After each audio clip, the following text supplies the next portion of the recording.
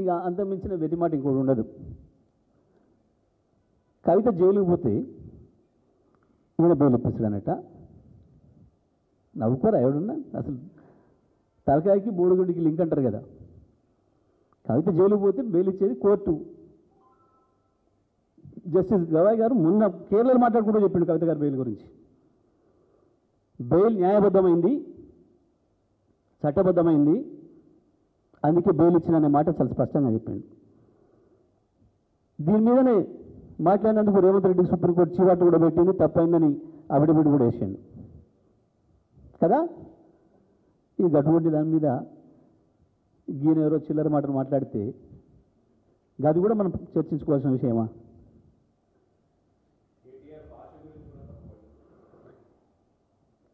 కేటీఆర్ భాషలో ఒక అక్షరం ఏమైనా తప్పుండేనా?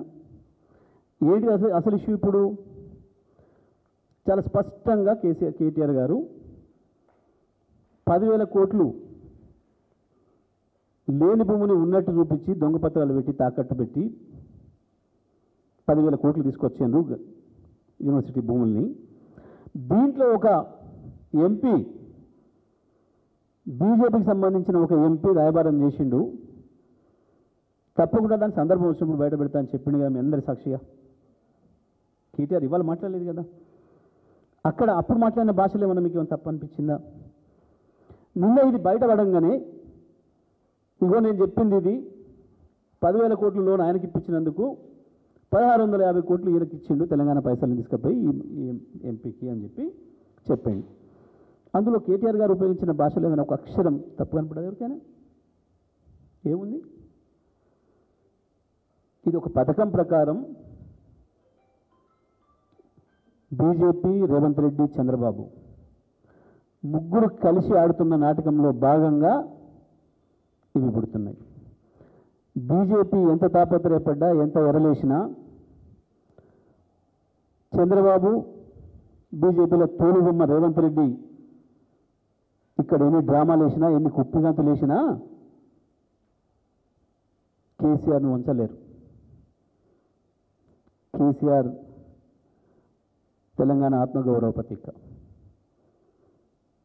తెలంగాణ ఆత్మగౌరవం విషయంలో ఎప్పుడు రాజీ పడలే, ఎప్పుడు పడదు. వీళ్ళు చిల్లర వేషాలు ఎందుకు వస్తున్నాయి ఇవన్నీ కూడా ఆలోచించుకోవాలి ప్రజలు. మళ్ళీ మొదలైంది భయం. అక్కడ మోడీ విఫలమవుతున్నాడు, అటు చంద్రబాబు విఫలమవుతున్నాడు, ఇక్కడ ఈ తొలిబొమ్మకేమో నడిపి వస్తలేదు ప్రభుత్వాన్ని. మళ్ళీ కేసీఆర్ పేరు వినబడుతుంది. ఒక తెలంగాణలోనే కాదు, నేను ఇవాళ చెప్పడంలో మీకు చాలా సందర్భంలో కూడా చెప్పాను. నేను కేసీఆర్ కేవలం తెలంగాణలోని కాదు, భారతదేశ ప్రభుత్వాన్ని నడపడంలో కూడా కీలకమవుతారు రేపు. ఇది భయం మొదలైంది మోడీ చంద్రబాబు ద్వయానికి.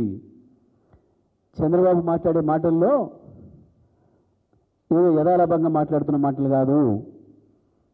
ఆంధ్రప్రదేశ్ మహానాడులో చంద్రబాబు మాట్లాడిన మాటలు, తెలంగాణ తలసరి ఆదాయం పెరిగింది కానీ నేను కారణం అన్న మాటలను ఉత్తరం మాట్లాడలే. ఎందుకు అంటే ఇవాళ దేశం మొత్తం మళ్ళీ కేసీఆర్ పైన చర్చ జరుగుతుంది. మొత్తం ప్రపంచ ఆర్థిక వ్యవస్థలు కుప్పగూలిపోయినాడు, కరోనా వచ్చినాడు కూడా నిటారుగా నిలబడిన ఏకైక ఆర్థిక వ్యవస్థ తెలంగాణ ఆర్థిక వ్యవస్థ. దాన్ని అంత గొప్పగా నిలబెట్టగలిగిన నాయకుడు కేసీఆర్ అనే సంగతి ప్రపంచానికి తెలుసు. ఇవాళ జరుగుతున్న పరిణామాలు మళ్ళీ కేసీఆర్ను గుర్తు చేస్తున్నాయి ఈ రాష్ట్రానికి, ఈ దేశానికి. రాహుల్ గాంధీ దగ్గర విషయం లేదన్న సంగతి మోడీకి ఎప్పుడు అర్థమైంది? మోడీ కాడ విషయం లేదని మొన్న రాహుల్కి అర్థమైందట, కానీ 2 సార్లు కలిసి మాట్లాడినాక అర్థమైందట.